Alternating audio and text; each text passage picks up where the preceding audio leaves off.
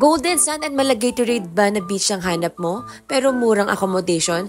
Tara, samahan niyo ko! Hello mga Mars! Chef Ali here, and for today's video, tara, let's go to Humalig Island! So yun nga mga Mars, 3 hours nga ang biyahe papuntang Port of Real, and pagdating mo pa lang dito is, magbabayad ka na ng 10 pesos per head para sa kanilang terminal fee. And MB, Nicole, and Mark nga pala yung napili naming boat para medyo malaki siya. As you can see in the video, ayan yung internal.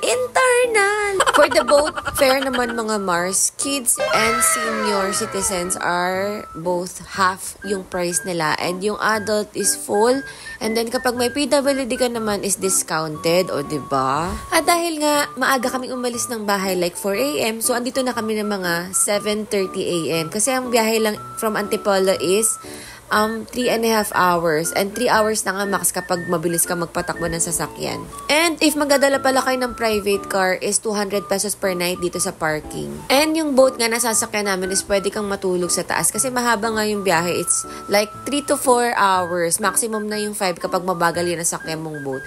So ayan, muni-muni muna ang mga persons kasi 10 AM pang alis. And ayan, nagsuot na nga kami ng life vest kasi yung Coast Guard is sinecheck na. And para makaalis na rin kami for today's video kasi talagang mapapanis na kami for today mga Mars. So for the boat ride naman, hindi siya maalon. Kahit mahaba yung travel time niya, 3 to 4 hours, pero hindi mo mararamdaman. Hindi rin siya maingay kasi nasa taas kami. So ewan ko lang sa baba ng boat kung medyo maingay. Pero feeling ko dun medyo rinig yung makina ng boat.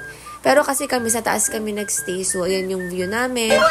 And very kalmado, mahangin. And comfortable naman siya. Yun nga lang, masakit lang talaga sa puwet kasi ang tagal nga naman ng 3 to 4 hours mga Mars para makakarating ka na ng Japan noon, di ba? Pero ayan sa chismis, talagang sulit na sulit nga naman. And ayan ang ating aabangan kung sulit nga ba talagang pag-upo natin ng 3 to 5 hours sa boat, o diba mga Mars? And ayan, voila! Andito na tayo sa Humalig Island!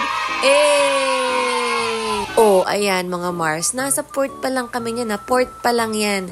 Look at that water, crystal clear, my gosh. Kayo nang mag-judge kung ano bang nyo. Basta ako, oh my gosh talaga, ibang-iba talaga yung port nila dito. And ayan, welcome to Humalig Island! And pagdating nyo nga dito and pagpasok nyo nga ng Humalig Island is kailangan nyo magbayad dito sa office nila ng 250 pesos per head ng environmental fee. And at this moment, mga Mars, papunta na kami sa resort na nakuha namin. And kailangan nga namin maghabal or parang trike na may sidecar. And ayan na, look at that. O, diba? Super worth it kasi iba yung texture ng sand, iba yung kulay ng sand, and yung water, grabe. At syempre, ito yung pinakamagandang view. Charot! O, diba? Sino ka dyan? And kung isa ka rin sa mga naghahanap ng tahimik na lugar, na magandang beach, ito na mura, ito na talaga yung mga sis Mars. Kasi grabe, walang kaingay-ingay dito. As in, makakapag-isip ka ng marami.